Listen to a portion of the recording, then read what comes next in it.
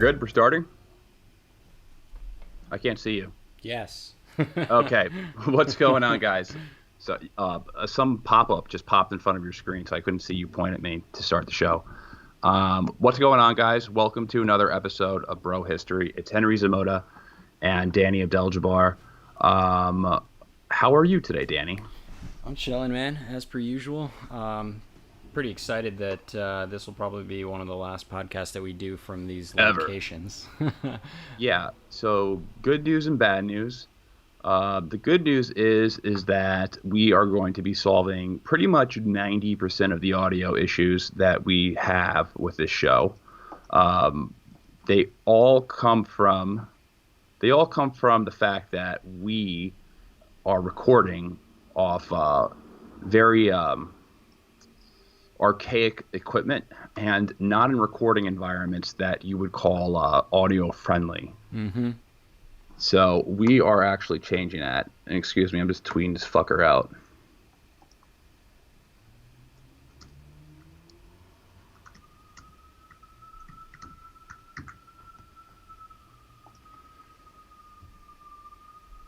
Just maybe give it a second for that. All right. For that siren to go by. But I'll Yeah. complete your sentence here. We're basically going to fix a lot of that, with different locations. And the bad news here is that, well, we might not have a Bro History episode for you next week. So we're going to take a little break. But it's a good break.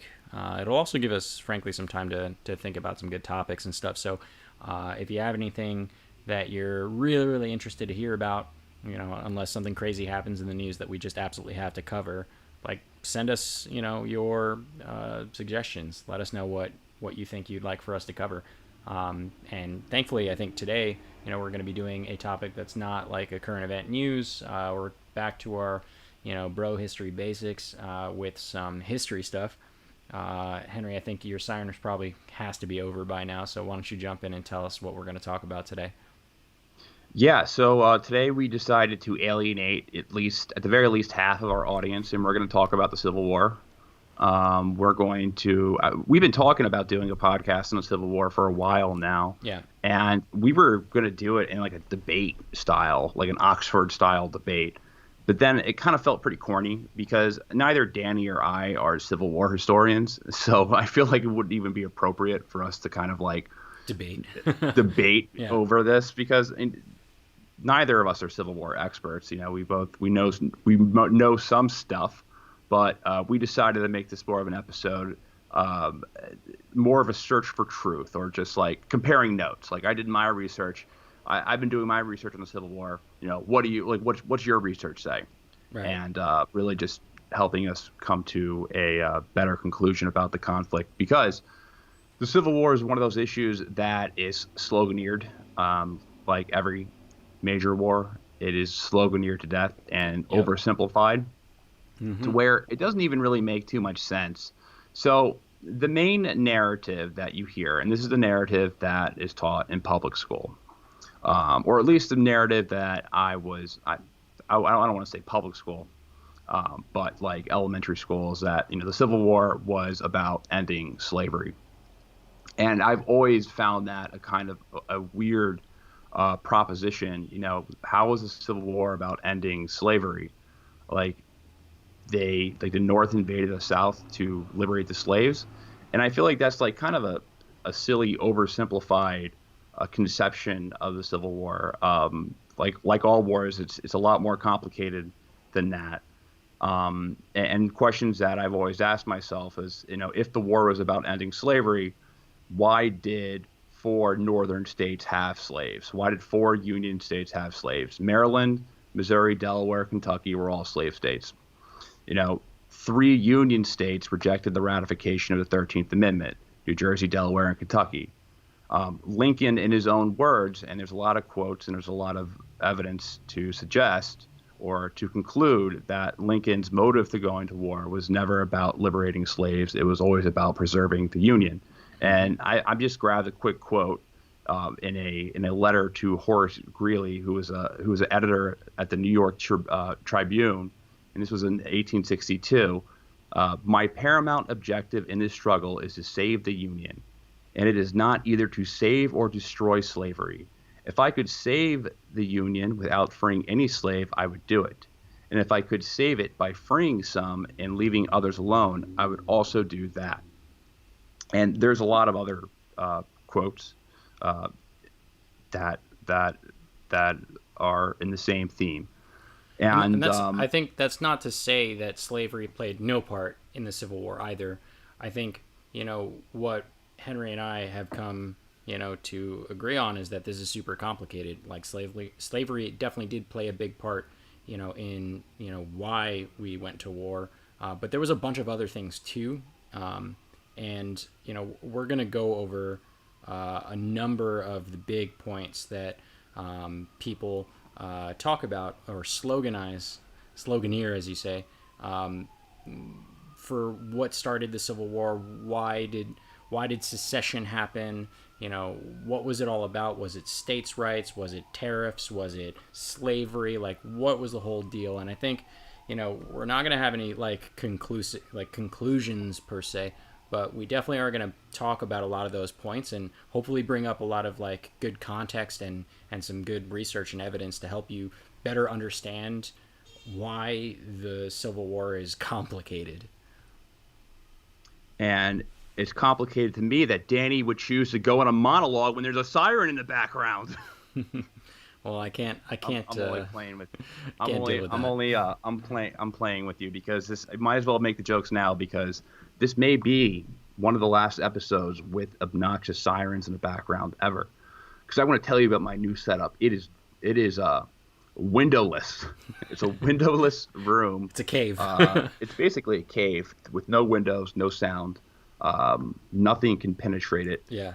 Not even uh, hydrogen bombs. Yeah. All right. So yeah, I think you laid that out well. Like I'm not. Neither of us are going to try to make a case that like the slavery didn't play a huge part in the war. That's not the case at all that we're trying to make. I'm not. We're not even trying to make, or at least I'm not trying to even make the case that slavery wasn't like a major, or if not the premier part of the secession movements. I'm not trying to make that case either.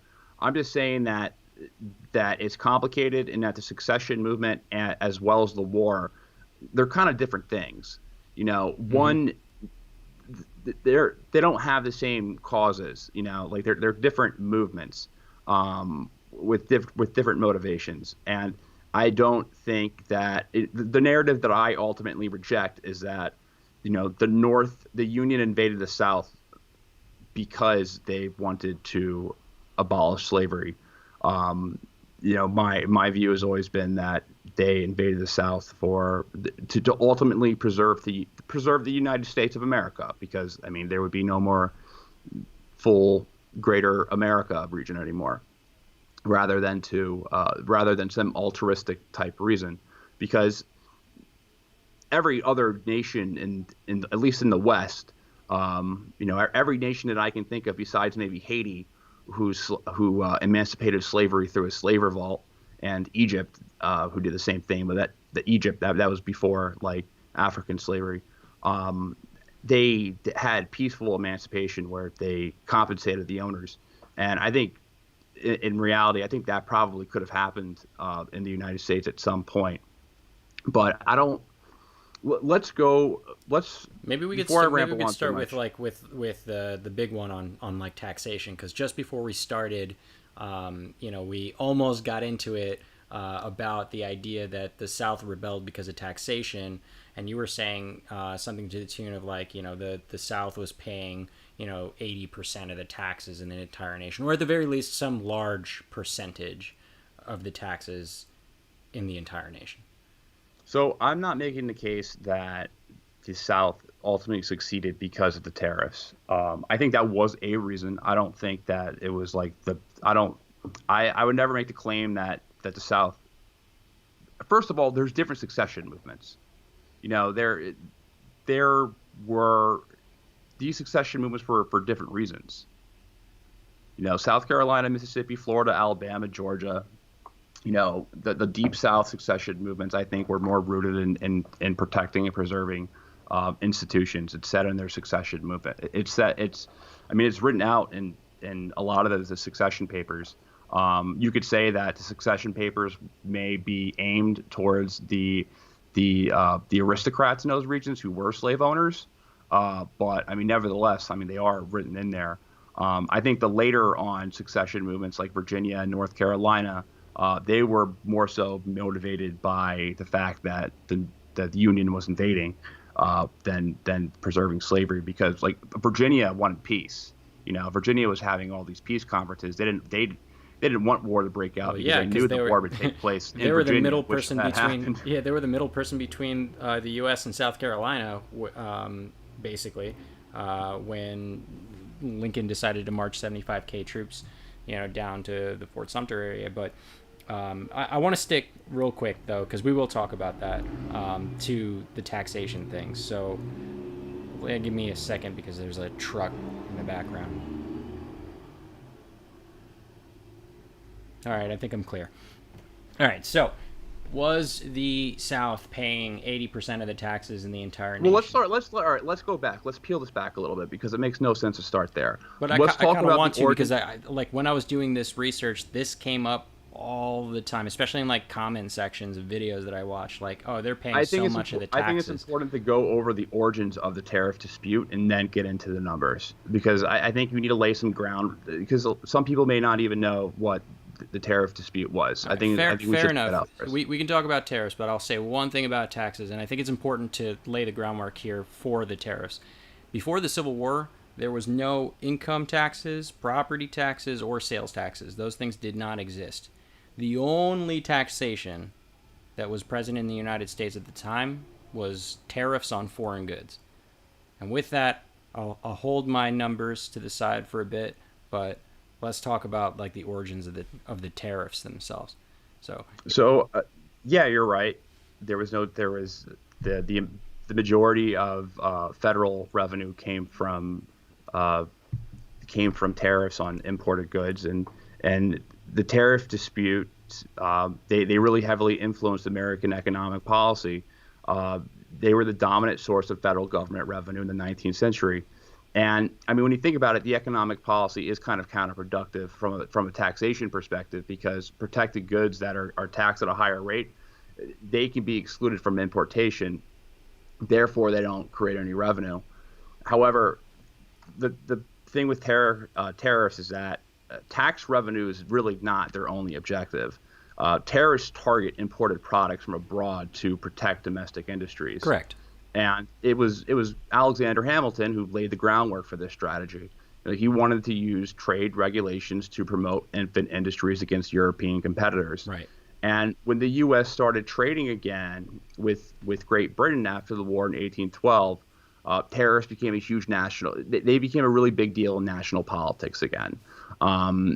And you see this schism. There became these two competing economic visions for the country. For example, you had Henry Clay on the protectionist side, who adapted or adopted Hamilton's arguments, and he proposed things like, really high protective tariffs on manufactured goods. He wanted to exclude European producers and subsidize infrastructure like roads and canals and harbors and things like that. Right. And what you're talking about is the American system. That's what that was called. This was the American system, like the old school classic Whig Henry Clay protectionist Fucking system. Whig party. The Whig party. When I was younger, when I used to look at like history textbooks and I would look at presidents and I would see Whig, I'd be like, what the fuck is a Whig? Yeah, same. Did you ever? I think every student had that, because everyone, when you're in like sixth grade or seventh grade, you know what Republican and Democrat is by then, but you're like, what's a Whig? Yeah, it's like there's another thing. Where are they now? What a stupid name. Yeah. Like, that was my thought. Like, why do they call themselves the Whigs? It's like, also you spelled wig wrong, bro. It's like, I get Republican or Democrat because they like mean something, to it, and they're like words in the vocabulary of like fairness, justice, and liberty. But there was another one in that time. It was like American or something like that, like an American party. Am I remembering that correctly? There was a Republican Democratic Party. There was But those are the three. Whig were they? Those are the major parties. But what's interesting is that Democrats back then were kind of more, I don't want to say any political party back in the 19th century mirrored the current political parties that we have right now, Yeah, they were very but different. Yeah. they were very different than they are right now, like the Democrats and the Republicans. The Democrats from back then, they kind of were the successors of the Jeffersonian Republicans, and the Whigs, which eventually kind of transformed into the modern day GOP, the Republican Party The as we grand know old it. party. That was that came from the Federalist type Alexander Hamilton vision Yeah. of the country. I hear a lot of people But like describe the shift in the parties as like, oh, back in the day, the Democrats were the Republicans and the Republicans were the Democrats, and I think that's not a fair representation there. Uh, it wasn't like that. It was a bit more complicated. yeah, it was a lot more complicated. But the Democratic Party were, AKA the Jeffersonian Republicans who opposed tariffs, and the reasons what they would lay out is that are good reasons. They're reasons that I think a lot of people would believe. Like it's the same reasons why I usually speak out against tariffs. I think Danny and we have the same positions on tariffs. Yeah, Like we do. contemporary, we're free market trader guys, Yep.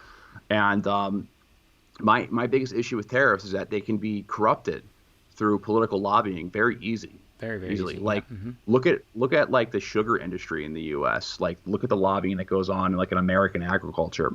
There's a lot, and they also penalize sectors while benefiting others.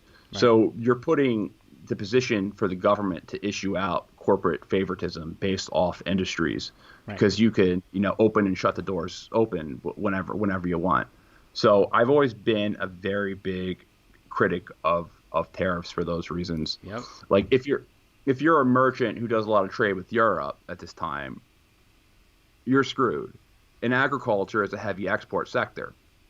So this caused like a really big schism. This is kind of like where the regional schism starts of North and South. Northeastern manufacturers and cotton producers, along with there's a coalition of cotton producers and merchants and people who are doing trade with Europe, but it kind of pitted different sides against each other.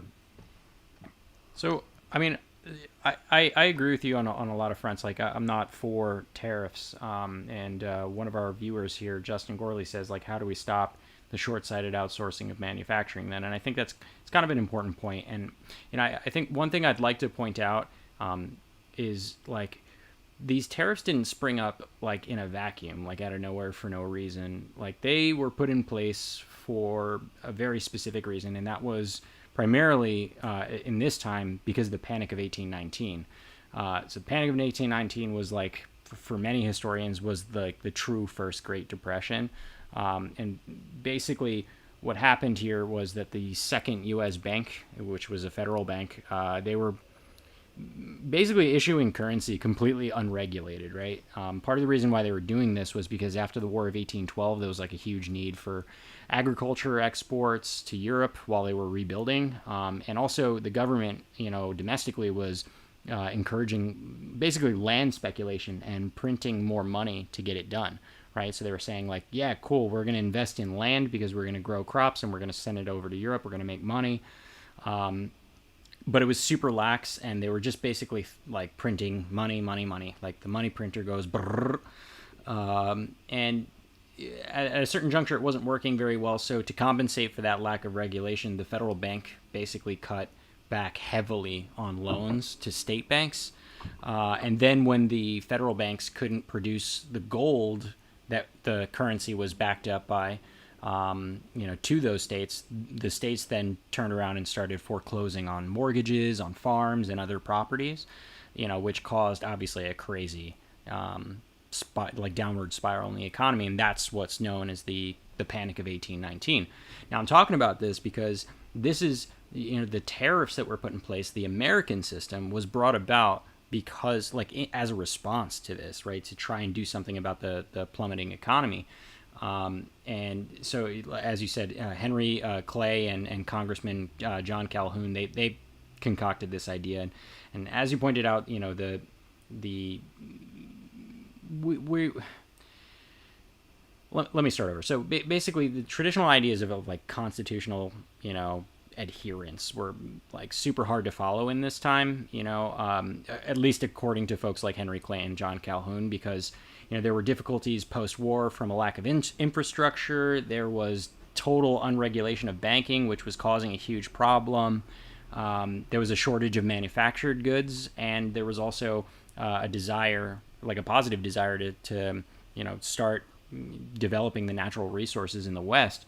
And, you know, U.S. manufacturers at this time were basically swamped with British products. So, you know, Justin, to your point here, this was an issue, right? British products were produced by super low-paid workers, you know, overseas, and were priced super below competitive rates here in the United States. And frankly, that just forced a lot of like American factories out of business. So, you know, when we think about the tariffs, we're not thinking exclusively like, oh, all these corporations got together and decided to put together a tariff for, you know, just because they're greedy. That was part of it. But a big part of it, probably the bigger part of it, was in response to the plummeting economy. So, as you pointed out earlier, you know, the American system was trying to stabilize the economy by centralizing and regulating bank systems, which, you know, libertarians probably don't like very much.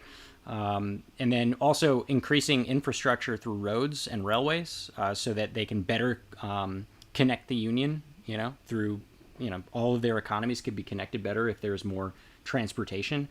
But that costs money. So in order to make this happen, they decided to levy some tariffs against those foreign products, you know, to raise the money for the infrastructure and also to protect domestic manufacturing. And Jefferson also, he put tariffs. He had an embargo on Britain because, sorry, there's like a ringing noise in my ear. Do you hear that too? Or am I just going crazy? No, that's just you. Okay. It may be one of my concussions coming back. Jefferson put tariffs on, he had an embargo on England, but Great Britain was kidnapping sailors and forcing them to fight in the British Navy. So that was out of response. So yeah. I mean, Jefferson did it as well. But yeah, it was a main revenue generating tool. However, tariff hikes really started to increase by 1828. Like yep. It started reaching its historic peak. That's right. And taxes on imported goods were at 38%. There was a 45% tax on imported raw materials or selective raw materials. Right. There was increased the cost. It ended up increasing the cost of goods for the South, which really relied heavily on imported goods. Right. And it reduced the amount of British goods sold to the South, and ultimately made it more difficult for the British to pay for Southern cotton. And I mean, it was called the tariff of abominations. Yep. Like the South freaked out.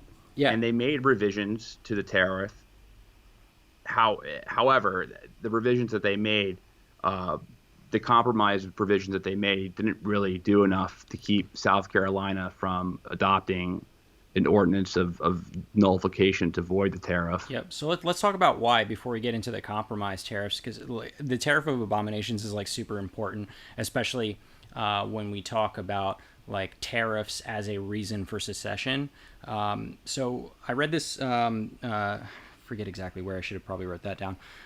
But there was this article that I read that really spelled out like this kind of circle of poverty that was caused by in the South by the tariffs. So it went something like this. So basically it started with the tariffs were stifling competition between northern manufactured goods and foreign manufactured goods, right?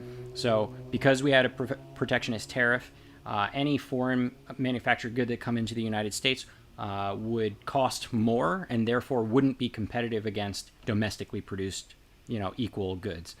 And so what this allowed was northern manufacturers to charge more for their products than they normally would because they don't have to compete with super cheap labor abroad anymore, right? Because now those products are more expensive. Now, the South didn't manufacture goods. They consumed them. And so the profits largely went north, right? So a lot of the profits of this tariff went straight to the northern manufacturing states. And to compound this a bit more, European countries started exporting less to the United States because the tariffs were expensive and they just couldn't sell as much. Therefore, the South, which is largely agrarian, like they were farming shit, they were basically exporting less to the to Europe, right? Because if the European countries are exporting less, then the raw materials that they need would be less. Therefore, the South loses out. Also, the South was fearful of like retaliatory tariffs on their goods, specifically cotton. Like they thought that Europe was going to put a bunch of tariffs on them because we put tariffs on them. And I guess that makes sense, but I couldn't find any evidence of this. So, someone can correct me if I'm wrong, but my guess is that it never happened. Altogether, though, the South just made less money, mostly because they made less money through exporting to Europe, and they weren't seeing any of the profits from the manufactured goods in the North, like the North was. And to top it all off, they were paying more money for the products that they were consuming that were created in the North. So less revenue for them, more expensive goods, less exports for them. So like, it makes sense, it totally makes sense that they would be opposed to these tariffs specifically because, it was hurting them, in this way. But I want to make clear, and this is where I can jump to some numbers. And this is the same thing. I just want to add something real quick. Yeah. This is the same thing that happens in like every single Middle Eastern country, Exactly. or has happened in Exactly. every single Middle Eastern country in the 20th century, like after the British Empire left. All of them had this type of like political system or economic system where they completely stopped letting in foreign imports and started relying on their own manufacturing base. And they did it to protect their industries. And what they ended up doing, this, especially in the case of Egypt, they ended up really there was a lot of regional scapegoating going on in the agriculture industry in Egypt, because Egypt has a large agriculture sector. Right. So the same thing happens today. Just kind of imagine it in like a context in the United States. And that's where you get that sectional divide, right? So the more rural regions that's growing all the raw or that's yielding all the raw materials, they don't see all of the positive benefits of protectionism, whereas the more industrial centers of a particular country will see huge profits out of it. So it does cause a schism. It does cause that divide. But I do want to make very clear that the South wasn't paying more in taxes or in tariffs than anyone else. This is actually totally wrong. So, as I said before, there were no taxes. It's just tariffs. And if we're looking specifically at tariffs, from 1859 to 1860, and this is the year before the war here, $233.7 million worth of foreign goods were brought into New York ports. 203 million of those were subject to tariffs. In that same period, all of the other American ports combined, North and South, brought in only $128.5 million in foreign goods, of which only $76.5 million were subject to tariffs. So by the magic of math, in no way was the South paying even close to the majority of the taxes in the U.S. This wasn't a thing. So if we do the math, it's 203 million plus 76.5 million, that's everybody else, for total revenue that is taxable. That's 279.5 million in total taxable revenue. Now, if New York is doing 203 million of the total 279.5 million, then that means New York is paying 72.7% of the share of all of the foreign goods subject to the tariffs in the U.S. So New York alone provided the overwhelming majority of the U.S. government's revenue in that year and in the previous 5 years as well. So if anyone has a reason to secede because of tariffs alone, it probably would have been New York. Well, the moral tax that came later wasn't passed until 1860. It wasn't passed till 1861, which is a good point, right? So there were tariffs like the Tariff of Abominations, and then in between those, there were many, many other tariffs that I'd like to talk about in a bit. But I'm glad you brought up the moral tariff, because this one was the one that a lot of people really stick to for like a reason why the South seceded. But that's just not true based on timeline, because the moral tariff, was a reaction to the secondary panic of 1857 to try and help the economy. And it was a 40% tariff on goods, which was fucking crazy high. But it only passed Congress in 1861. And the fucked up crazy part of this is the reason why it passed was because the southern states seceded. When the southern states seceded, it created a supermajority in the Congress of northern states versus southern states, right? So southern states pull out, leaves a power vacuum in Congress, and the North absolutely capitalized on that supermajority. So, like, just think about it like contemporarily. Imagine if today, Texas and Florida by themselves, they have some of the most, congressional seats. They have some of the most delegates, right? Imagine if they decided to secede right now, but all the other Republican states stayed, right? The right would massively lose delegates and House seats. It would literally be a liberal field day, right? You can kiss away your guns, the fossil fuel industry, like all that shit's gonna be gone in a heartbeat, right?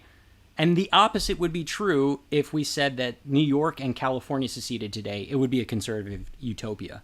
So while I disagree that, with the idea of tariffs in general, I think considering this was the only form of taxation at the time, and that some southern states basically just left the table, it makes total sense how the tariff was put into play and how this totally, came about. And Well, oh, go ahead. go ahead. I was going to add. So, what Danny is saying is that they ended up reforming the tariff schedule between after the tariff abomination. They ended up reforming the tariff schedule. And there was actually a high watermark of free trade going on in the U.S. But in 1857, there was a financial crisis, like a really big one. And the crisis was due to a combination of price shocks and land bubbles and corruption and, in the railroad bond market and stuff like that. Right. But,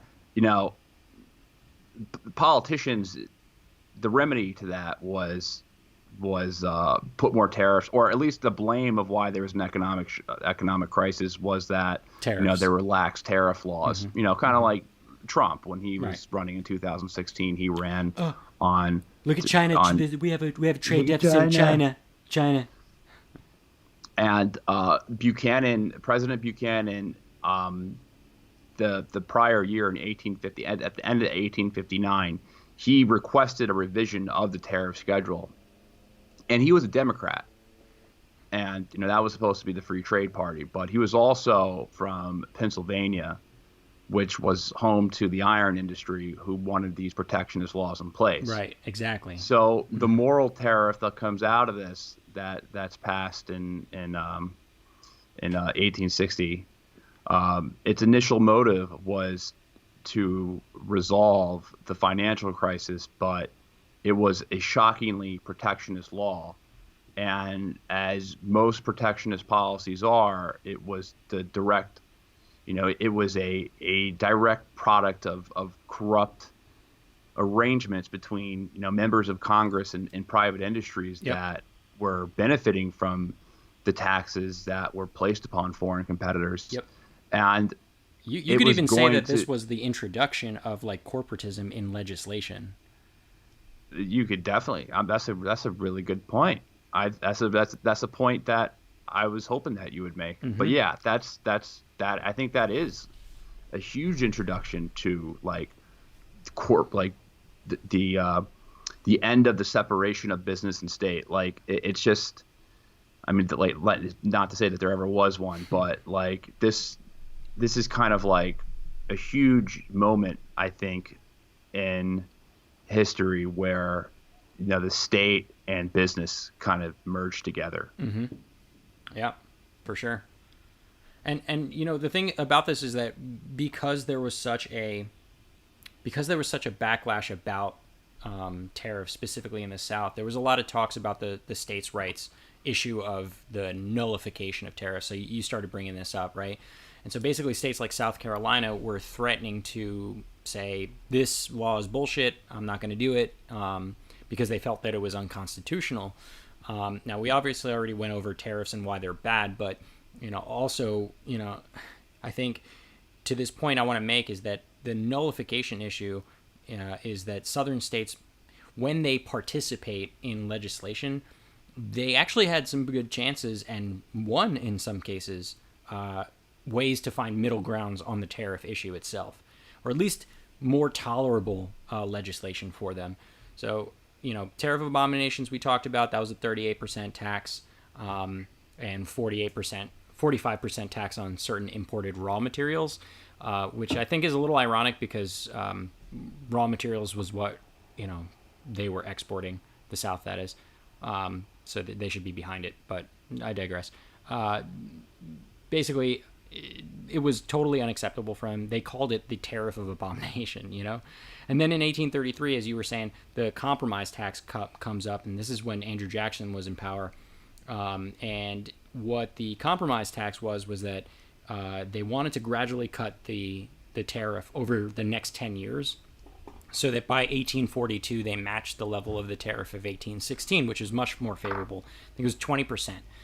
And it actually worked, right? So for 10 years, they were gradually decreasing the tariffs, and it was fine and dandy for a while. And then, well, a new crazy-ass tariff hit after that. So that was the black tariff of 1842. It basically reversed all of the compromise tariff and mostly benefited, as you said, the iron industry. And iron is in a southern industry. They weren't producing iron. It sucked balls. It had a 32% rate, and it caused basically a sharp decline in global trade, and that was all the Whig Party. But right after 4 years after they did the black tariff in 1842, in 1846, under a Southern Democratic rule, we see the Walker tariff, which brought the tariff rate back down to 25. So I'm throwing a lot of numbers out here and a lot of different tariffs, but what I'm trying to point out is that, it wasn't a pity party for the South, the whole time, like, oh, boo-hoo, they're levying so many taxes against us and we have no power to change it, right? They won their share of legislative victories when they participated, and I guess, to that point, they, for a number of reasons, not just tariffs, many states decided to secede. At that juncture, now they've lost basically any chance of winning legislation, in their favor on the tariff idea. But, I think I find some trouble with tariffs in general because I disagree with them, but I think there's trouble in the logic here because the South could not, or maybe they just didn't want to, expand the scope of their economy. I think there was a serious inherent weakness with the South's economy, namely undiversified production. So they were mostly producing cotton. They had a very low adoption rate of mechanization in farming, and it's obviously largely due to the fact that they were using slavery as their method of harvest. And this is compounded by the idea that the South had to expand slavery into the Western territory. So it's not that they just didn't want to mechanize, they wanted to use slaves. They wanted to do more of the same thing, right? They wanted to expand slavery and not get into mechanization. And then they definitely had an aversion to the centralization of the U.S. through the infrastructure projects. Like, they were very pissed about that, which I don't think it makes a ton of sense because infrastructure projects like roads and bridges and railways would have benefited them because they would have had the ability to do more interstate trading, which would have made up for at least in part, would have made up for the decrease in their foreign exports. If they can move their product more easily inside the country, like, why wouldn't you get behind that? But they weren't. And I mean, what I'm trying to say is that the Southern economy was a one-trick pony. I mean, think about like Middle Eastern oil states, right? As soon as the oil prices go up, their economies get crippled, right? On the other hand, we look at the North, right? So the North had a very diverse economy. So they manufactured 90% of all the goods made in America at the time. So we're talking 17 times more textiles, 30 times more shoes and boots, 13 times more iron, 32 times more firearms. they can distribute those products way easier. They had 20,000 miles of rail versus the South's 10,000 miles of rail. Also, that's an important point for like the actual fact that they won the war. They were able to move their troops easier. And while it's true that the North was a powerhouse for manufacturing, what a lot of people don't know is that they also crushed agriculture too. They produced far more crops than in the South, like food crops. And mostly because they were heavily adopting mechanization in their farms. And just the elephant in the room here is that the North did all of this with a free labor force that they had to pay. Right? So I think that if the South had decided to better diversify their economy and take advantage of those infrastructure projects that were planned, it's totally possible that they could have had it. They could have been just as strong as the North, if not stronger, because they had free slave labor. So for this reason, I find it really difficult. The economics of slavery is terrible. Like at that like slavery, it's all right. Obviously, like it's morally like Repugnant, unforgivably terrible. Right. Like, it's an awful practice. But also it's economically stupid as well. Like there's a lot of studies that show how like dumb the economics of slavery are, because you have to pay for the room and board of your slaves, which increase the cost of producing your crops. Right. I mean, if you're going to compare slavery to, say, like a machine plowing the field, then yeah, without a doubt, it's way cheaper to use a fucking machine than it is a slave. 100%. Like it's way cheaper to innovate than to well, it's not cheaper, but it's more cost effective to innovate. It's interesting. I heard a point once about the Roman Empire. The Roman Empire practiced slavery. Mm-hmm. They were a powerhouse for centuries, and I heard someone said that. You ever wonder the reason why the Romans didn't reach the moon was because they relied on slavery? Like there was no I didn't pressure. Hear that. That's awesome. Because there is no pressure to innovate when you already have someone doing stuff for you for doing your work for you. Yeah. So there's no pressure of innovation that comes from that. Yeah. And I think that's a really interesting point. How relying on slave labor is obviously awful, but also stupid for any type of development and backwards. Like right. It's a backward. It's backwards as fuck. Yeah. It just doesn't make any sense. So that's why to share that. I mean, I get super frustrated with the tariff thing because it's like, dude, you already had like not a great economy to like set up in the first place. Like the idea that the tariffs were the thing that were killing you, like if they continued on, like let's say, we just let the South secede peacefully, like as you pointed out, it'd become a pariah state. Like they wouldn't be able to out produce and out economy the North. Not on the system that they had. That wouldn't scale. Yeah, I made the point before we started recording that if they just succeeded, the South would have became a pariah state. Sorry for the sirens in the background. We have to record this thing on Skype, so we're gonna have to throw the audio right here, which will include all the background noise of gross New York City. But yeah, I think they would have became a pariah state because Britain was supportive of the Confederate cause during the first couple of years. However, their public opinion started changing on the slavery debate. I don't want to jump into the Emancipation Proclamation right now. We can get to that, but one of the reasons why they did that was to get support from, or at least for the PR in the Great Britain, because Great Britain had more collectively. They had more abolitionists. For the Confederacy when the war first started out, because they were free markets. But yeah, I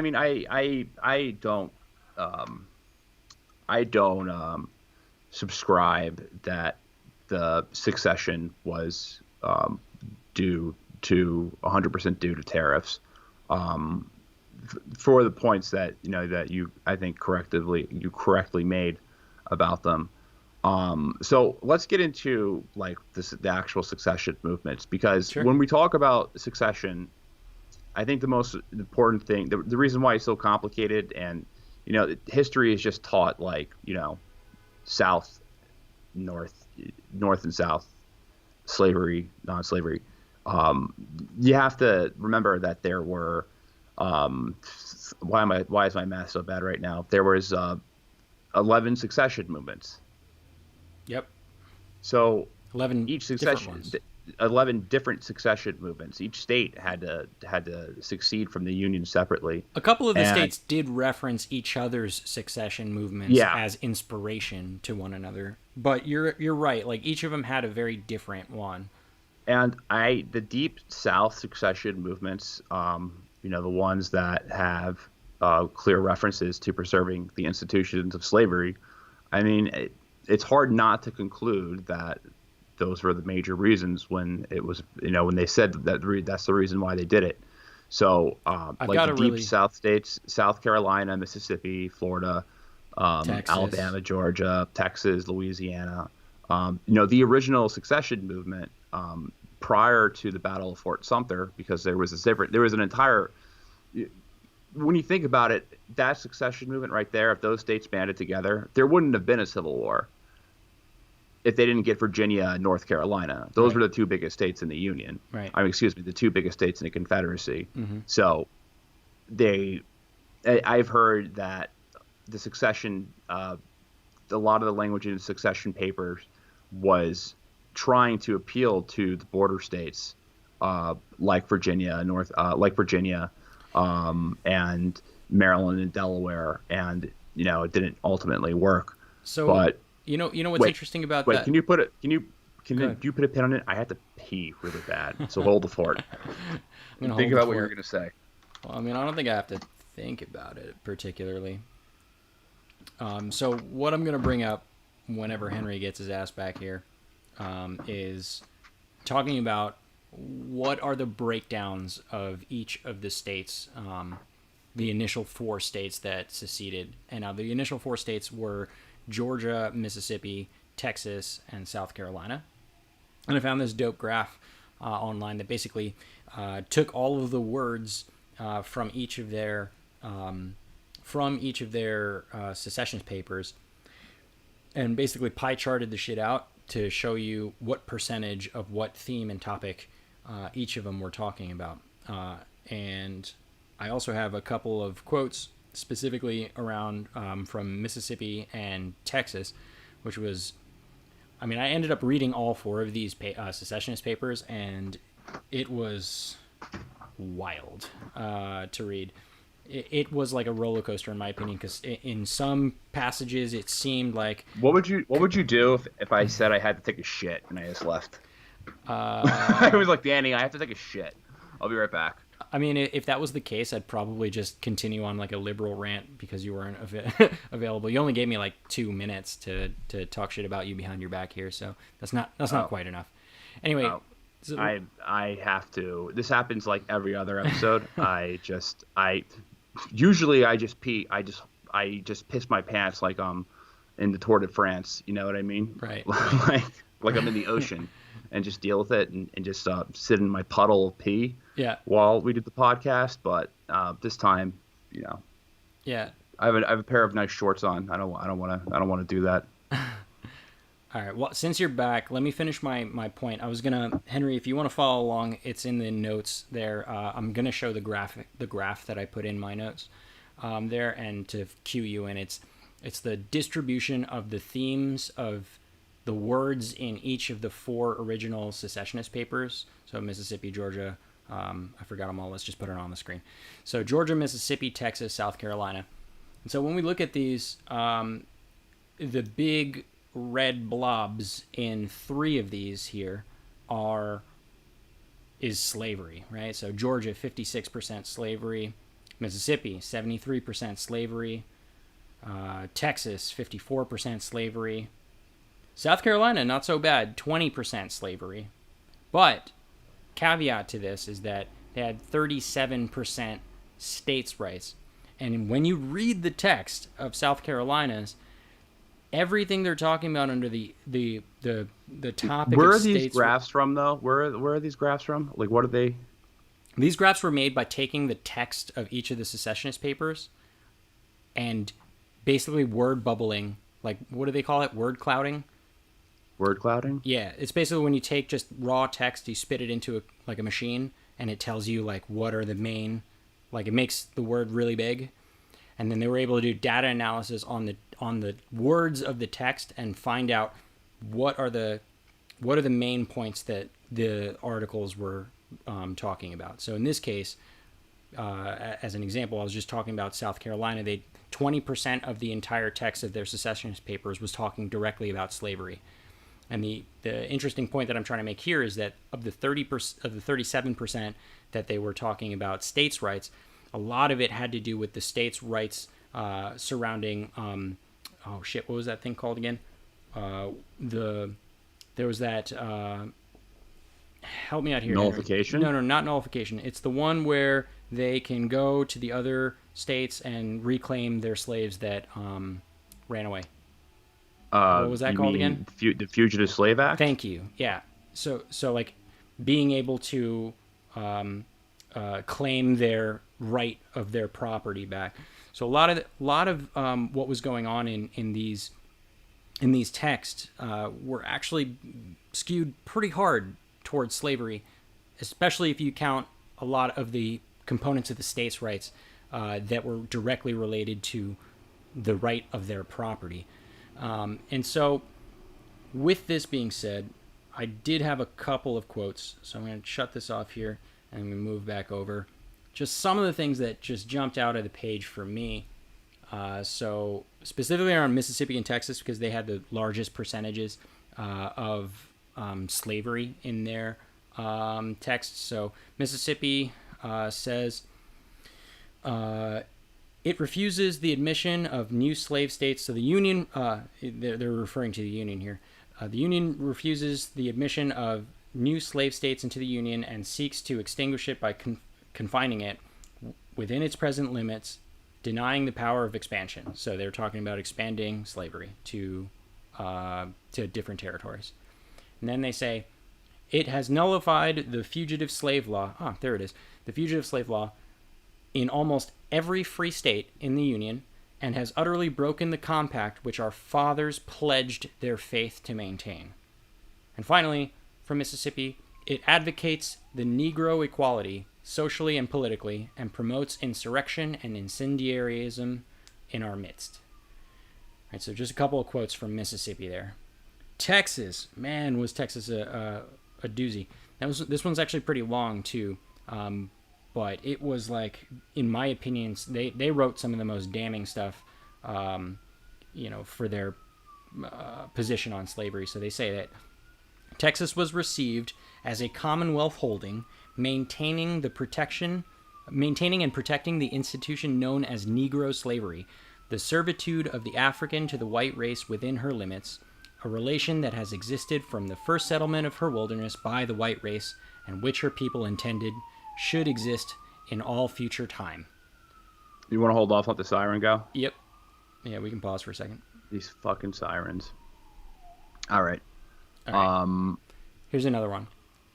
We hold as undeniable truths that the governments of the various states and their confederacy itself were established exclusively by the white race for themselves and their posterity, that the African race had no agency in their establishment, that they were rightfully held and regarded as an inferior and dependent race, and that in the condition only could their existence in this country be rendered beneficial or tolerable. And the last one from Texas, I promise. That in this free government, all white men are of outright ought to be entitled to equal civil and political rights, that the servitude of the African race as existing in these states is mutually beneficial to both bond and free, and is abundantly authorized and justified by the experience of mankind and the revealed will of the Almighty Creator, as recognized by all Christian nations, while the destruction of the existing relations between the two races, as advocated by our sectional enemies, would bring inevitable calamities upon both and desolation upon the 15 slaveholding states.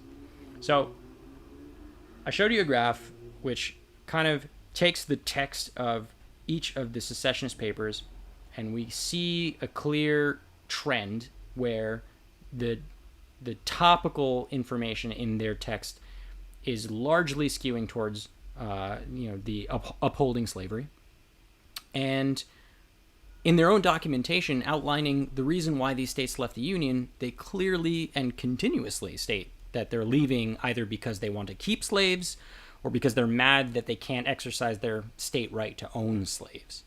So I know that we didn't set out to say, definitively that slavery was the only reason why these folks left. There were many reasons, right? There were others. But this is definitely the reason, the biggest reason, if you just look at what they said themselves why they're leaving. Yeah, I mean, it's written in the secession papers, and I want to be clear with. So you want to look at the reason why. There's a lot of things why they succeeded, and I'm sure I'm ignorant to a lot, but I want to make a point on the North's view on slavery. Sure. Now, I'm not doubting. I'm not saying that the North there weren't abolitionists in the North. Like, of course there were. There were abolitionists everywhere, and there was a lot of anti-slavery people in the North. The president of the United States during the Civil War made frequent capitulations to keep slavery in the South. Correct. As far as almost enshrining it into the Constitution in itself to prevent the South from succeeding. So Abraham Lincoln, I'm going to quote Abraham Lincoln. So in his inauguration, he says, "I have no purpose, directly or indirectly, to interfere with the institution of slavery in the states where it exists. I believe I have no lawful right to do so, and I have no inclination to do so. Furthermore, those who nominated and elected me did so with full knowledge that I had made this and many similar declarations and had never recanted them. And more than this, they placed in the Republican Party for my acceptance. And as a law to themselves and to me, the clear, empathetic resolution which I now read, resolved that the maintenance inviolate of the rights of the states, and especially the rights of each state to order and control its own domestic institutions, according to its own judgment exclusively, is essential to the balance of power on which the perfection and endurance of our political fabric depend." Mm-hmm. So by domestic institutions, he meant slavery. And this is really interesting because I want to segue into this next. Sure. So I understand a proposed amendment to the Constitution has passed Congress to the effect that the federal government shall never interfere with the domestic institutions of the states, including that of persons held to service. To avoid misconstruction of what I've said, I depart from my purpose not to speak of the particular amendments so far as to say that, holding such a provision to now be implied in constitutional law, I have no objection to its being made express or irrevocable. So what he's referring to right now is the Corwin Agreement, right, which was a last-ditch compromise to protect slavery where it existed. And it was slavery was almost enshrined into the Constitution. As an amendment. as an amendment. Right.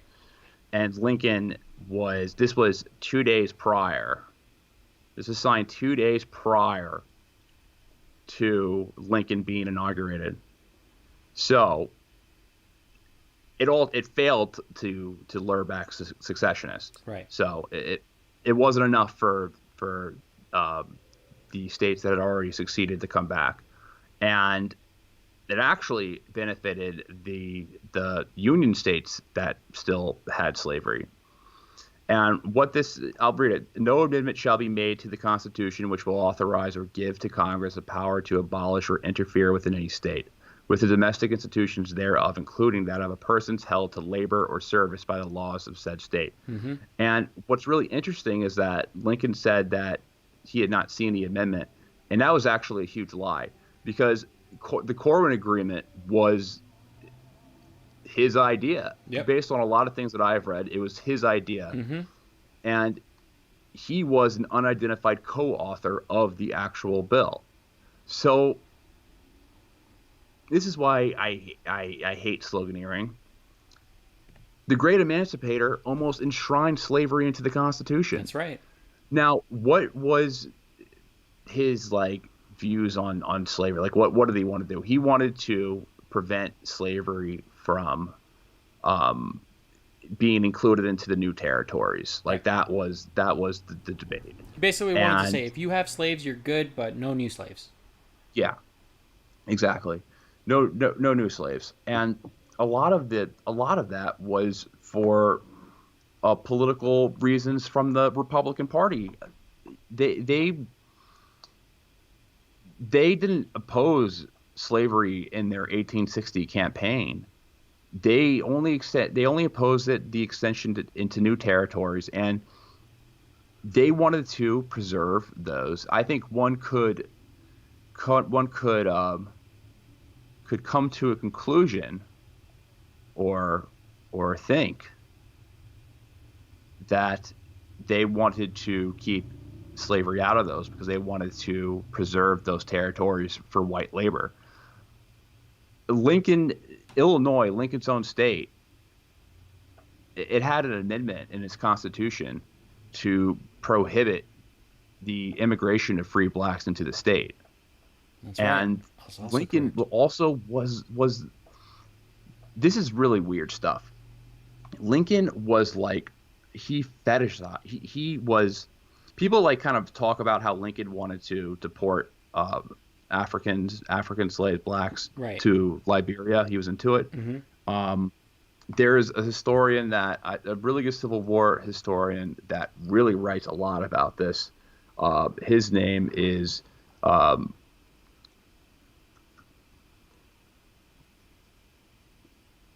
Philip Margos. I'm from, why is the last name escaping me right now? But he writes a lot about how he fetishized this. It was something that he really fought for. Yeah, he was into it. He was really into it. And I pulled out some quotes from historian Michael Holt, who wrote that many Northern whites wanted to keep slaves out of the new territories in order to keep blacks out. The North was a pervasively racist society. Bigots, they sought to bar African American slaves from the West. Northerners did not want to have to compete for jobs with black people, free or slave. Lincoln himself said that we want to preserve the territories for free white labor.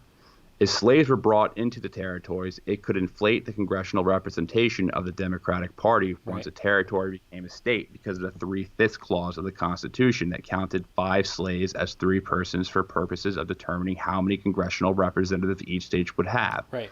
The Republican Party feared that this might further block their economic policy agenda of high protectionist tariffs to protect Northern manufacturers from competition. Mm-hmm. Corporate welfare for road, canal, and railroad building corporations, a national bank, and a giving away rather than selling of federal land, mostly to mining, timber, and railroad corporations. And Professor Holt quotes Ohio Congressman Joshua Giddings explaining, to give the South the preponderance of political power would be itself to surrender our tariff, our international improvements, aka the corporate welfare, our distribution of proceeds of public land. So I want to dive deeper into Lincoln, and here is and pull this back into the who Abraham Lincoln was. He was a Henry Clay Whig. His election. Yeah. yeah, he was his election was subsidized by the Pennsylvania railroad industry, and he was expected to come in and enforce a lot of these tariffs, the moral tariffs. And here I have a quote from Lincoln. It just kind of like sounds sleazy. My politics are short and sweet, like the old woman's dance. I'm in favor of a national bank, in favor of the internal improvement system, and a high protective tariff. I was looking at these old Lincoln quotes from when he was campaigning in Pennsylvania, and they are. I can't pull this thing up. I lost the file, and I have to like pay for it now for some reason. But it was like I was like I'm no. It's like I don't know economics well, but I do know if I give my wife a $20 to buy a dress, and if she buys it from England, they have the 20 like They've got they the have the $20. $20, and then we have the dress.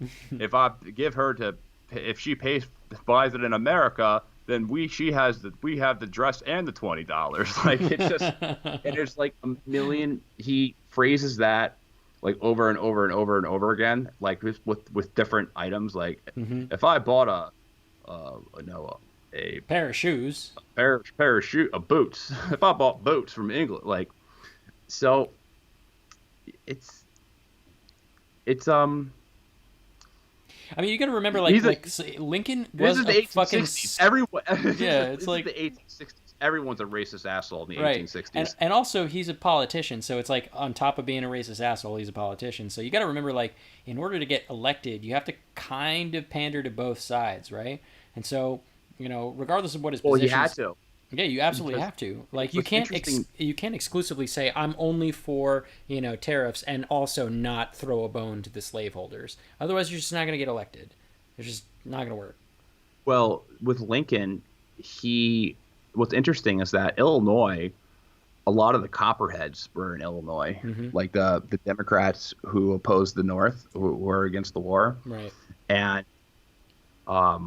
he had to kind of be at behest of the Pennsylvania, New Jersey, like the states that had these large industries that wanted protection of terror. I almost said terrorist tariffs, and Terrorist. Illinois, which was like besides Chicago, a lot of it was ag, and they didn't want to the high protectionist tariffs. Right. Another point I wanted to make this earlier, but I forgot, and this is kind of goes back to just like the reasons for secession. Mm-hmm. It's kind of like Palestine. Like if you looked at a state of like pro-union and pro-confederacy in the South, it would kind of look like Palestine right now, like the West Bank, because there are pockets in the South that were pro-union.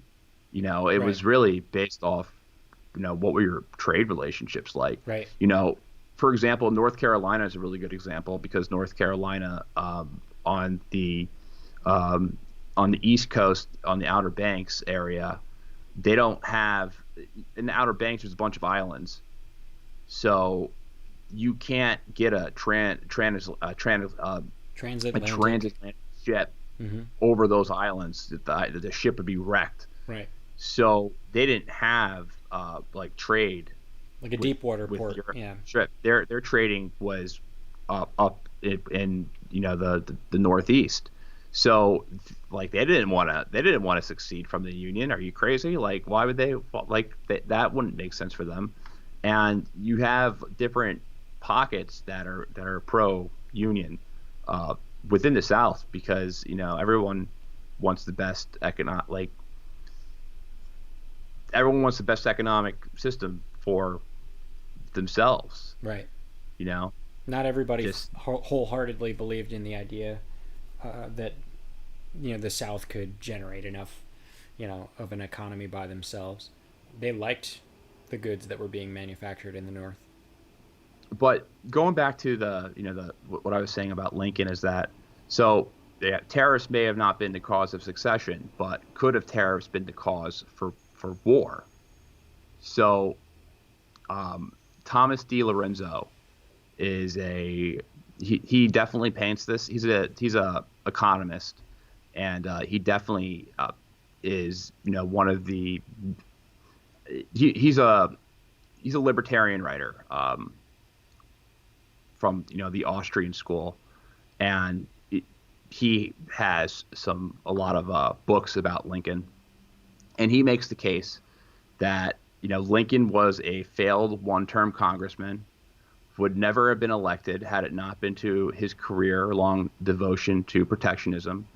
And the 1861 moral tariff, which Lincoln was expected to enforce, was the event that triggered Lincoln's invasion, which resulted in the death of hundreds of thousands of Americans. Mm-hmm. And in 1860, Pennsylvania had the highest number of electoral votes. In order to get the state's electoral vote, you had to sign on to a protectionist tariff that benefit the state's steel industry.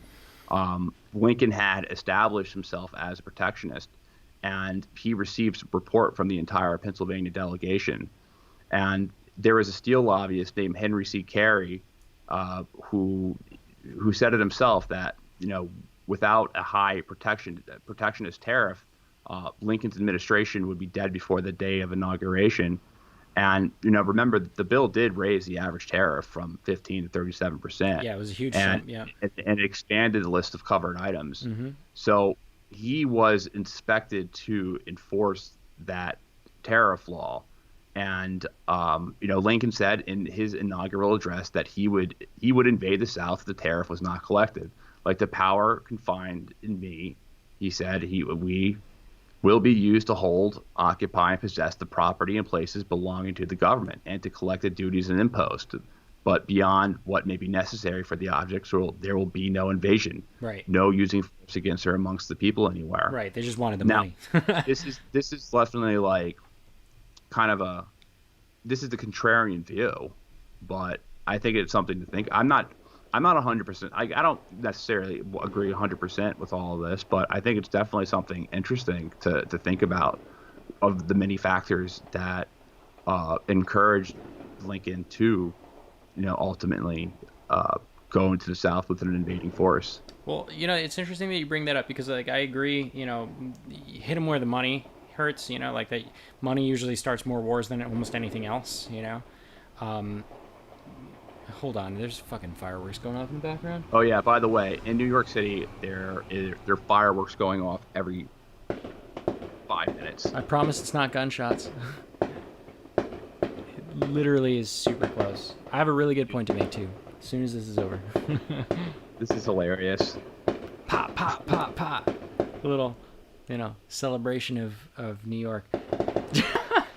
It's farting. Danny's farting. Over and over and over again. I think it might be over. Let me jump in here though. I caught some kids lighting out fireworks yesterday. Did you give them a good scolding? No, I didn't say anything. They were kids. They were doing it. They were doing it in Central Park, and I'm not their parent. I'm not the man. Like, I don't want to. Yeah. They were doing it if they were doing it in like the grassy area and like destroying Central Park habitat. Then maybe. Central Park habitat. Yeah. Then I would position myself as a sense of someone authoritative, but they were doing it on like the loop pavement path, and I was like, yeah, it's not. I wouldn't do anything if they were doing it somewhere else anyway, but yeah, I found it pretty funny that they were like, "Oh, lights, fireworks." Anyway. All right. Sorry. So I had a point to make. So it was all right. So the collecting of the dues, right? The duties, the money, right, was definitely a motivating factor to invade the South from the North. I don't think that I wouldn't disagree with that. However, there was some shit going down in the South leading up to the Fort Sumter, let's call it debacle, that I think you can't ignore, right? Because we get a lot of folks in the South specifically refer to the war as the War of Northern Aggression, right? Because the North did in fact invade the South, and there were a number of atrocities committed, in the spirit of that war, regardless of why it started, right? And so but we have to think about like it wasn't all one-sided again, right? So just much like the tariffs, right? And how the South could have done something, to better their economy or get on board, legislatively to, make favorable legislation for themselves. In this case, it wasn't just the North saying, fuck you guys, give me my money, here's 75,000 troops at your border, right? So the North did raise an army of 75,000, and they did so to invade South Carolina after that Fort Sumter incident. But in the 4 months leading up to Fort Sumter, the South made a ton of moves to beef up their military. And so a couple of points here. So in January of 1861, the Alabama governor ordered the state militia to seize federal property, and they grabbed about 3 forts in that. Same month, a couple days later, a bunch of armed men marched into the federal arsenal in Florida and demanded the keys to the armory so they can grab all the guns. January 10th, just a few weeks before the Louisiana secession, so before they seceded, a bunch of militias seized the forts and the armories in the state. February 8th, the Arkansas militia volunteers basically seized a federal arsenal and also marched some troops across state lines. On March 6th, the Provisional Confederate Congress authorized President Davis to raise an army of 100,000 for a 12-month subscription. 12-month subscription to the Confederate Army. But yeah, no, 100,000.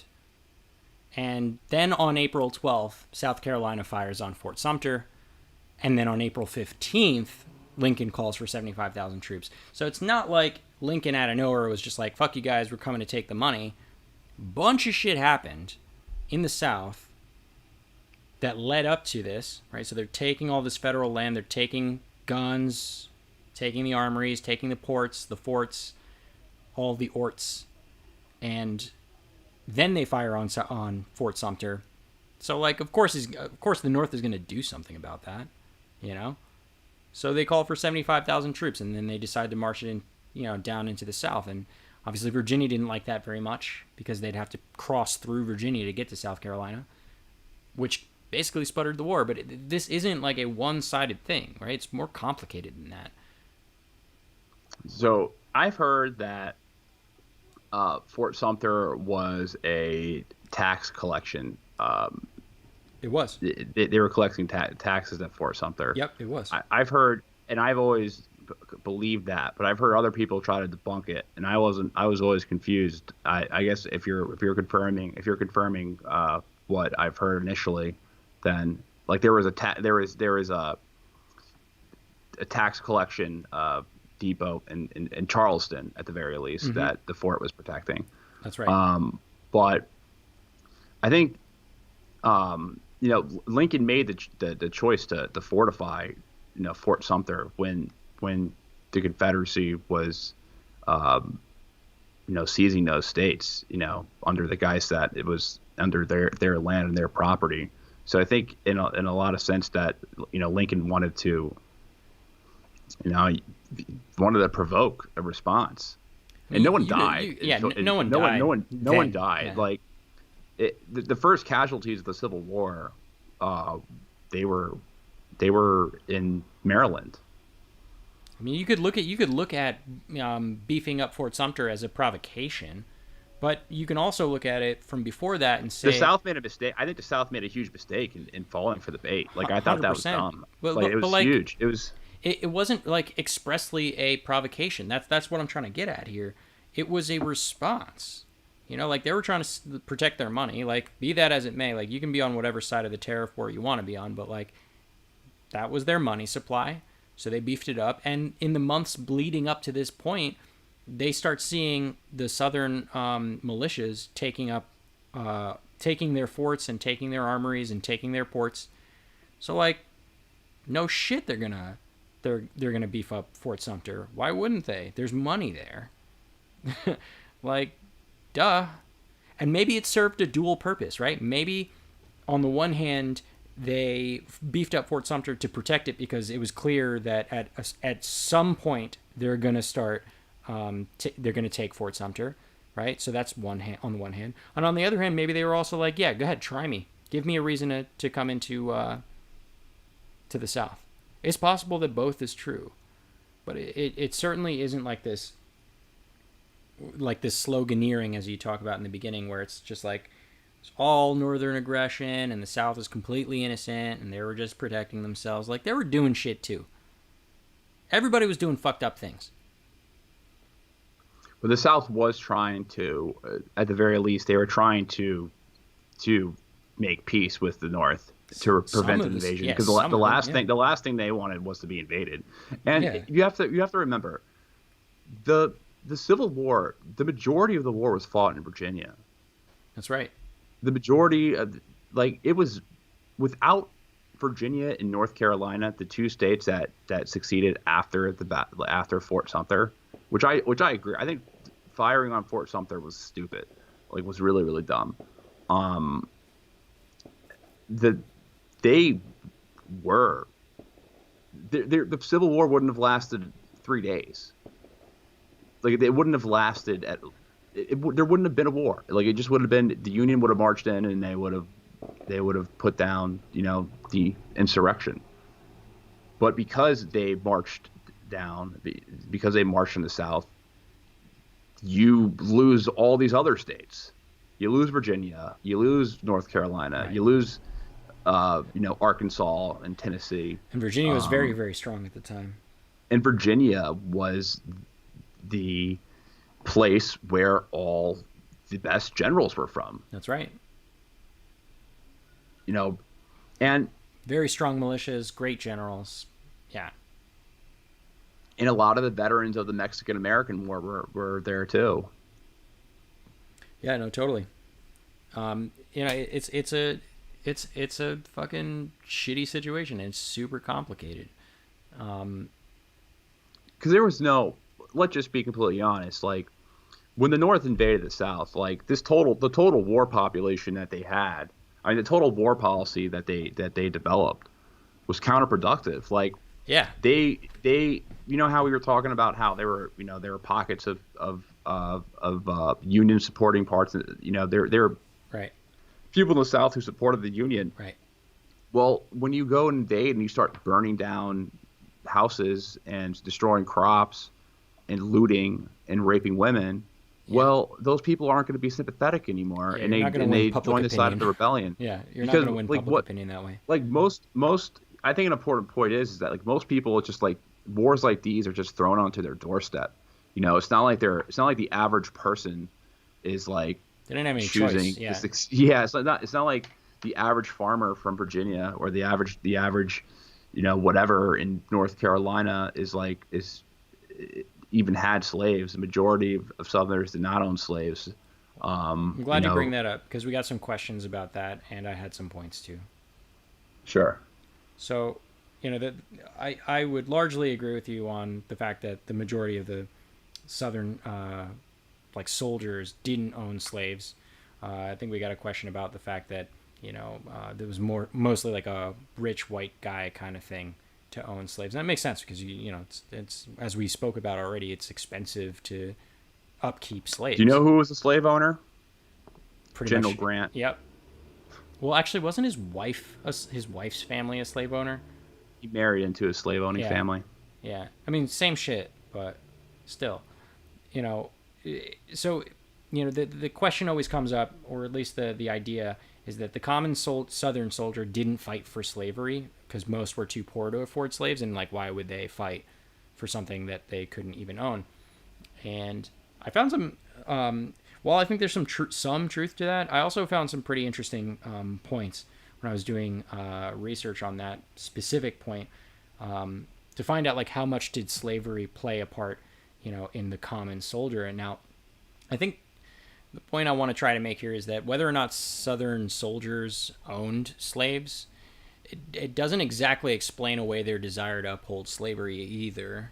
So it was widely believed that emancipation would lead to what's called servile insurrection. So basically like what we would call today a race war, and there's the uncomfortable fact that 1/3 of the Southern population was enslaved. So that's not great.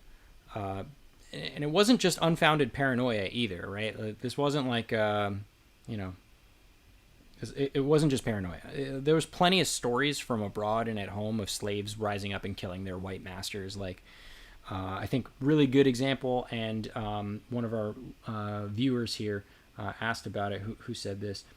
Marshall Maddox says you have to look at what happened in Haiti, and I agree. So in 1791, so way before the Civil War, there was a slave rebellion that overthrew their white, French slavers, and they formed the modern nation of Haiti. They basically murdered all of the white people in Haiti. And just the idea that this could happen in the South was fucking terrifying. And so to prevent this, there was a lot of like laws that were put into place in the South that restricted slave movements and gatherings. They policed the shit out of slaves because they really, really didn't want to have like a repeat Haiti as an example. But insurrection still happened, right? So as an example, 1831, pretty famous situation. Nat Turner, he was a slave. He enlisted 60 slaves for a rebellion, and he killed all their masters. And then eventually they all died. Specifically, Turner was hung. In 1730, so much earlier, in South Carolina, 20 slaves broke into a store. They stole a bunch of weapons, and they headed for basically Spanish-ruled Florida. And they left probably 23 people dead. They killed 23 people. Most of which were white slave owners, but also just like innocent bystanders. So, you imagine like you're a Southern soldier, right? So maybe you don't own slaves, and maybe you don't particularly love the practice either. But you hear these stories of what happens when slaves go free, and you kind of immediately feel uncomfortable about it. There was this like common ideology in the time of the South that black slaves were animals to the Southerners, both in the sense that they were property, right, and that they were savage and murderous. So upholding slavery in this way, I think, was akin to saving white families and neighbors from newly freed and angry slaves coming to exact some revenge on them. And there's evidence of both Southerners and Northerners who were sympathetic to emancipating the slaves, as you point out. There were pockets of people that were Northern sympathizers, not just to stay in the Union, but also abolitionists, right? But most of the people here were in favor of doing it gradually because they believed that straight up outright abolition would cause massive insurrection, right? And would kill a lot of people. So basically you take this idea in conjunction with the fact that the success of the Southern economy was predicated on slavery, and you get this. For the common Southerner, slavery was good for the South, even if you didn't yourself own slaves. Well, yeah, Lincoln wanted to deport them to Liberia, and exactly. As we mentioned, he was committed to the project.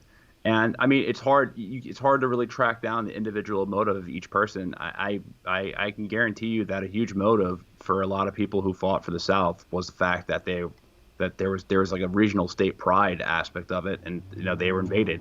Robert E. Lee freed his slaves, and he fought on the side of the South because he was from Virginia. Like, his loyalty to Virginia outweighed his loyalty to the Union.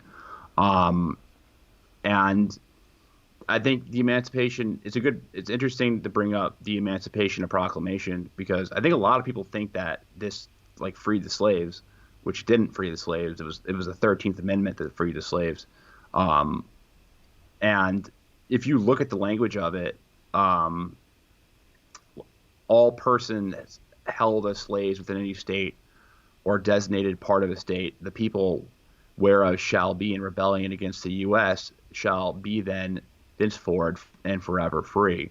And he specifically says that it only applies to rebel territory. Mm-hmm. So the whole point was to incite slave rebellions, and it exempted areas outside it exempted areas that were under Union control. Right. So like they're trying to, and he called the language say, like immediately. Like immediately. Lincoln called it a war measure. Mm-hmm. Lincoln called it a war measure. That's right. Meaning that if the war ended, it would be null and void. Right. So it's like, it's an interesting point that you brought up, but yeah, they used the Emancipation Proclamation to incite rebellions. It Right. wasn't until the 13th So Amendment. like if you were a Southern, soldier, you're thinking, well, they're just trying to cut the slaves free, and they're just gonna all run around and kill us all, and that is a scary prospect, So it doesn't you don't have to be in favor of slavery per se to still think that slavery was the better option as a Southern soldier. But unfortunately, actually, fortunately, I should say, we see quite the opposite of what happens. In hindsight, we see that after the Civil War and after the abolition of slavery, we don't see evidence of giant mass murders from former slave rebellions, like killing their former masters in retribution. Quite the opposite. We end up seeing an increase in violence, both physical and judicial, towards former slaves after the Civil War. After the Civil War, you see massive amounts of injustice that's done. I mean, it's like comparing. It was black slaves, former slaves, were treated terribly after the Civil War. Mm-hmm. In the North and in the South. Right. It They was switched disgusting. from subjugation of slavery to like judicial subjugation, basically. They were used to fight like if there was a union on strike, they would bust up. They not bust, but they would use like black migration as like a threat, like, and then they would fire them the next day. Like they were just used and extorted tremendously, and sometimes like the optimal ending of slavery in the U.S. wouldn't have been through violence. It would have been through, peaceful or through either compensation or through a peaceful resolution. And I think doing it in the model of, every other country besides Haiti that ended slavery, would have been a lot, I think, better for everyone. Well, it would have been better for everyone. And it's like the sad thing is, though, the it's slaves, like, because it would have taken longer. It would have taken longer because, in 1861, it wasn't, I don't think it was possible to. I don't know of any type of compensation. If someone can correct me if I'm wrong, like, was there any type of an attempt for compensation of emancipation through compensation? Like, was there ever that? Because like, I mean, that would have been through, cheaper like, than the war. like compensating the slave owners. Yeah. I don't know. I don't know specifically if there were any ideas around for that. I mean, I'm sure That would have been less expensive. That would have been cheaper than the war. Yeah, but itself. Also, I don't know necessarily in hindsight if those folks knew what the cost of the war was going to be, right? Like in the time that Lincoln decided to march 75,000 troops, to South Carolina, I don't fully think he anticipated that Virginia and North Carolina were going to flip so quickly. I kind of think that he thought it was just going to be a walk in the park, like you said. Yeah, I think that's what kind of hit. It's like, we don't have Virginia and North Carolina. Okay, this is gonna be bad, because like, I'm no expert on like Civil War battle history or anything like that. It is really fascinating, but whoa. What was that? Fucking trucks, man. all the background music, background noise is going to be in this podcast most likely. So, fucking truck. So, what was the point I was going to make? God damn it! This is why we need new recording environments, and I'm so happy that this will. This is going to be really positive, guys. This might be the last recording where we have like this current situation. FYI, so we've been podcasting I've had this microphone that I'm using for 3 years now. Mm-hmm. Guess how much money this microphone was? I already know. It was pretty cheap. How much I paid for it? I think you paid like what, $60 or something like that. $30. $30. Oh, it was $60 for the pair, right? Because you got two. I got two. Is this microphone from that I've been using since Bro History started is a $30 USB microphone. And You're welcome. yeah, I think it's gotten the job this far. I Hell think yeah. it's time for an upgrade Yeah. soon. But it's kind of like it's like a car that you got 100,000. You know, what's a good? I don't have a good conception of miles, but you know, a car that you got hundreds of thousands of miles off of for a long time without any damages. Well, it depends on if That's it's how good American this or microphone is. Japanese, you know? If it's American, it's like a car that you got 80,000 miles off of. If it's Well, Japanese, it's like 200,000 miles. is my microphone Japanese? Blue Snowball? No, I think that's American. I think blue is American. Or Swedish or some shit. I don't know. Somebody American tell us what made. blue is. American made. Imagine if they did tariffs on like PlayStation or Nintendo. Well, Trump was going to do a tariff against China, and guess where all of the PlayStations and Nintendos are manufactured? Hello, China.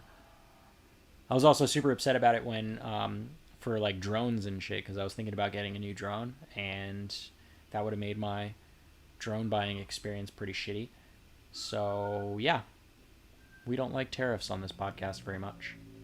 So, oh yeah. So I forgot the point I was going to make, but yeah, Emancipation Proclamation was it used to incite rebellions.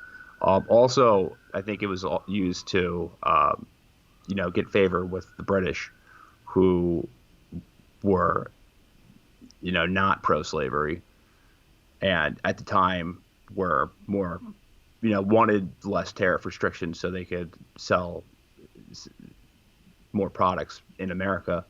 But there was like, what's really, I think what a really interesting episode would be to talk about. I don't know. There's a lot of that different episodes that we could talk about because we're running at.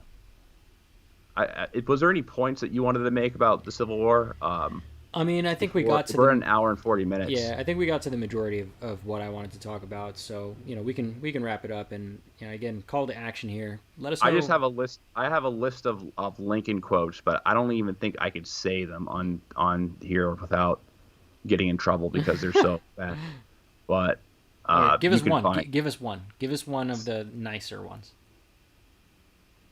Um, I am not, nor ever have been, in favor of bringing about in any way the social and political equality of the white and black races. I am not, nor ever have been, in favor of making voters or jurors out of. I don't want to read the whole thing. I get uncomfortable reading this stuff, but like, this is just reflective of how racist the time was. Yeah. Yeah. Like Sure. everyone, and Lincoln was. I think Lincoln was kind of a weirdo. And he had this kind of weird obsession with white separatism. It's interesting some of the comments that have been made outside the Civil War. Charles Dickens was quoted of saying that the Northern onslaught upon slavery is no more than a piece of specious humbug designed to conceal its desire for economic control of the Southern states. Woodrow Wilson said that it was necessary to put the South at a moral disadvantage by transforming the contest from a war waged against states fighting for their independence into a war waged against states fighting for the maintenance of extension of slavery. Mm-hmm. So there was a lot of like opinion. There's a lot of quotes like this, but I think an interesting episode would be talking about maybe like the impacts of the Civil War globally, because you could think about like the invention of the weapons that were created during the Civil War, very interested in that. Yeah. and how they indirectly helped the British Empire expand, The Gatling gun. because then they saw what the Gatling gun could do. Yeah. You could talk about how how the world picked up the slack for the lack of cotton Mm-hmm. that was being produced. So I think that would be an interesting episode. I don't know, like, hopefully you guys like this episode and you want us to talk more about it, because Confederate I submarines. better submarines. That's a good idea, Marshall. If I mean, Danny and I are both obviously interested in doing more podcasts on the subject. If you guys all want to hear them, so let us know. Like and subscribe. Say yes, do more podcasts on this subject, or no, go back to talking about uh, you know Middle East stuff, whatever. At the end of the day, we're probably going to end up doing what we find interesting anyway. So we're interested in this right now. But all right, we covered most stuff. I'm terrible at ending these shows, so I will just thank you for bearing with us on some of the background noise today. I know it's annoying, but we promise that the audio problems are only going to get better with our new setups. And make sure that you subscribe to this YouTube channel if you are new to it. If you're listening on audio, the majority of you are, go to rate and review the podcast if you're on Apple. It's really helpful. And I guess subscribe or share it with any of your friends. Any word, Danny? Just a reminder that we're going to take a little break. So you'll be missing your bro history for a week. So we'll Yeah, come back to you guys afterwards. we're breaking. I think we've gone like almost a year without. I think we've released an episode almost every single week for a year. So around that. Yeah, when So was the last time we took a break? Because I think we only ever took one other break ever, and I think it was like around Christmas 2 years ago or some shit like that. I don't remember. It was a I long don't time remember. ago. All right. Well, see ya in July. Yeah. See ya in July. See ya. See ya.